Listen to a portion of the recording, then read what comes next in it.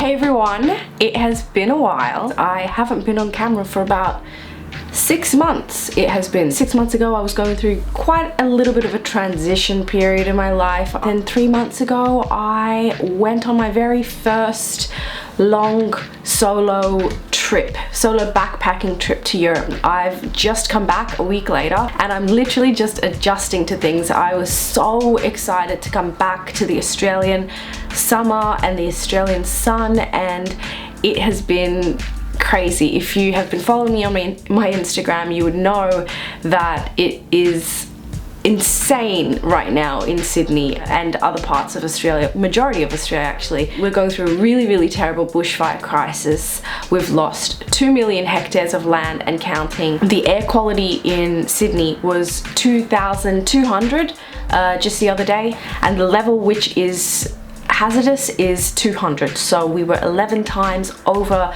the hazardous air quality mark, and smoke was going into my home.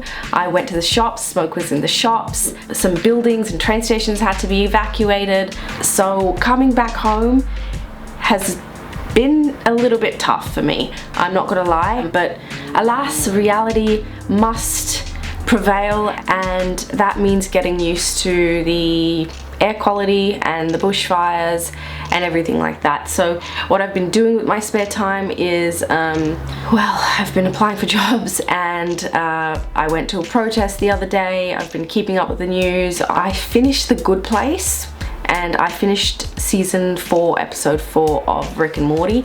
So that's what I've been doing with my time. But anyway, enough of what I'm doing now that I'm back home. I'm here to talk about my 3-month solo backpacking experience in Europe, and so many people have asked me questions about my experience. They've asked me how it is to be back, and I've already answered that question, but they've mainly been asking me how I was able to afford it, and how did I manage to get so much time off work, and who took my photos. First of all, work didn't allow me to have that much time off because that would be insane.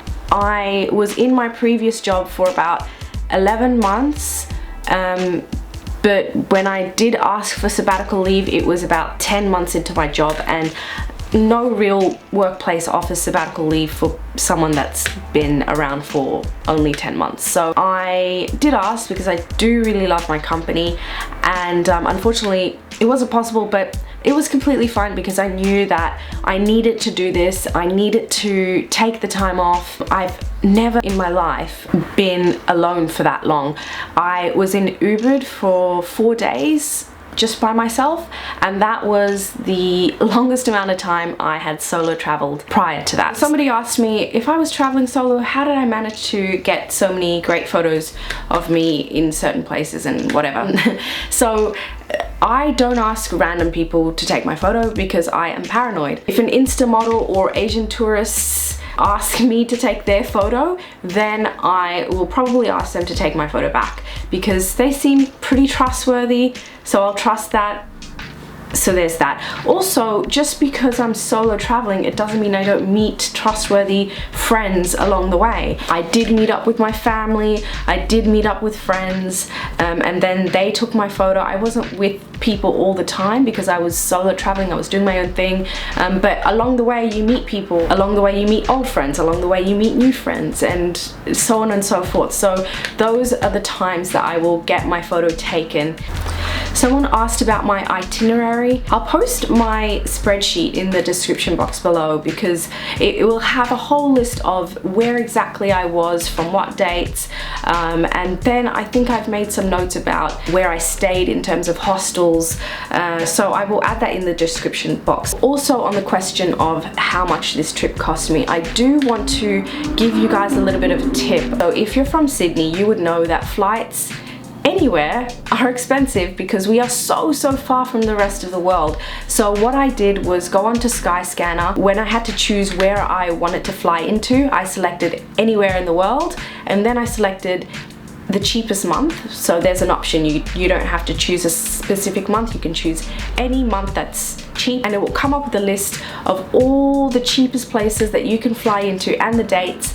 And because I was flexible, because I quit my job, I was very lucky enough to find super cheap flight tickets. Like I think I flew into Athens for about $440 or something really ridiculous like that, and I flew back to Sydney from Berlin for about $660, which is dirt cheap. It is so cheap.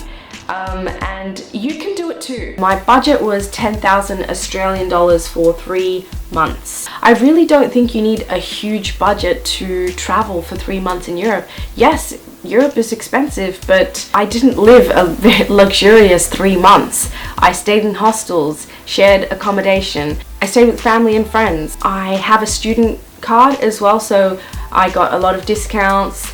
I took a Flixbus everywhere, pretty much, unless it was like across oceans or it was super far, then I caught a plane, obviously. But I would book my flight in advance so it wouldn't cost me a lot of money. And I made a lot of compromises, like I didn't have fancy dinners and fancy lunches and fancy breakfasts every single day. That was a treat. I didn't go to absolutely every single touristic thing that was open and available for me just because I was in a city for 1 day.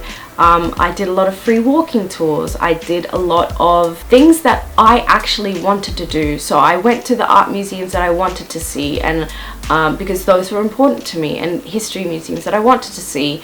But I didn't do everything, you know, and that was fine with me. And I didn't do super luxurious things, and that was completely fine with me because I was so happy to be there. Then sometimes I would catch Flixbuses at night, so that would be my accommodation for the night.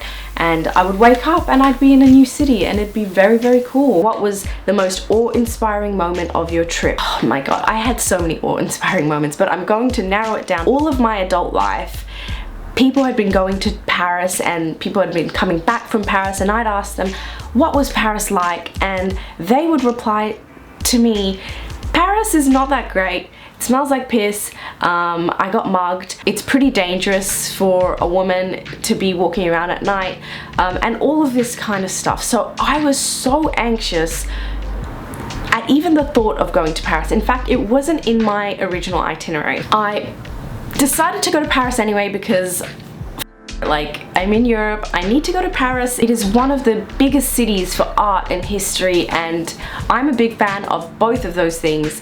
So I went, and it was awe-inspiring. I absolutely loved it. And then somebody else asked me on Instagram, were all Germans nice to you? Yes, all Germans were nice to me. Literally every single German was nice to me. I have not had a bad experience. So someone asked me for my top 5 cities.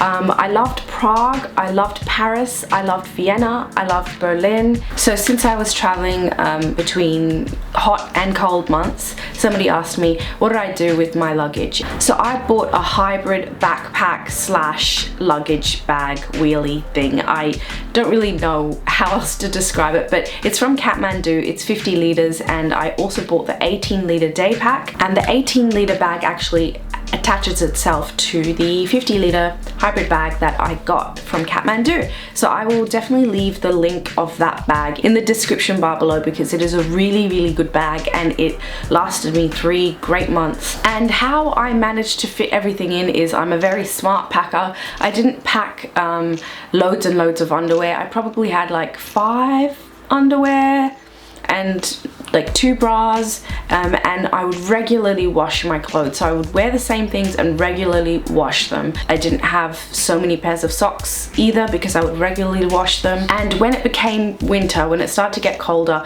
I did abandon some things. I left some things behind. Some of my family have my things, and I also borrowed some clothes. Like I exchanged clothes with my friends. Some of them wore my clothes and I wore their clothes, and I wore my cousin's clothes and she wore my clothes. So it's completely fine in terms of outfits and things like that.